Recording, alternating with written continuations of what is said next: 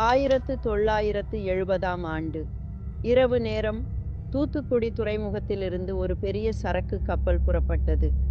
அதில் 15 மாலுமிகள். ஆழமான கடல் வழியாக இலங்கையை அடைய வேண்டிய அந்த கப்பல் ஒரு வாரத்திற்குள் அங்கு சென்றதாக எந்த பதிவும் இல்லை.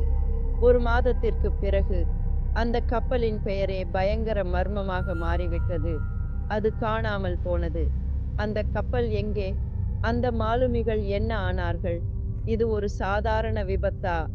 இல்லை, மற்றொரு மர்மமா?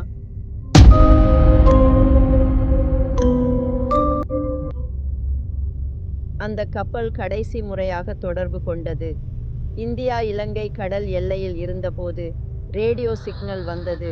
ஆனால் அதன் பிறகு மௌனம். எந்த அழைப்புக்கும் பதில் இல்லை. எந்த SOS மெசேஜும் இல்லை.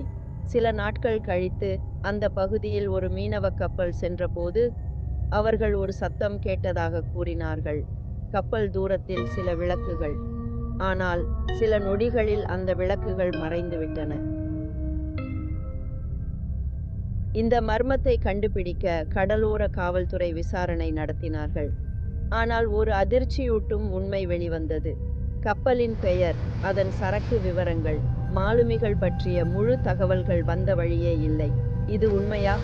இல்லை, யாரோ இதில் நகர்த்தப்பட்ட ரகசியம் இருக்கிறதா?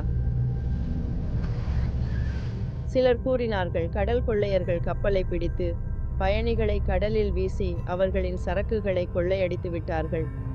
ஆனால் எந்த தடயமும் கிடைக்கவில்லை. அந்த பகுதியில் முன்பு சில கப்பல்கள் காணாமல் போயிருக்கின்றன. மீனவர்கள் அந்த கடலில் ஒரு பயங்கர சக்தி உள்ளது என்று கூறுகிறார்கள். அங்கு சென்றவர்கள் திரும்பி வருவதில்லை.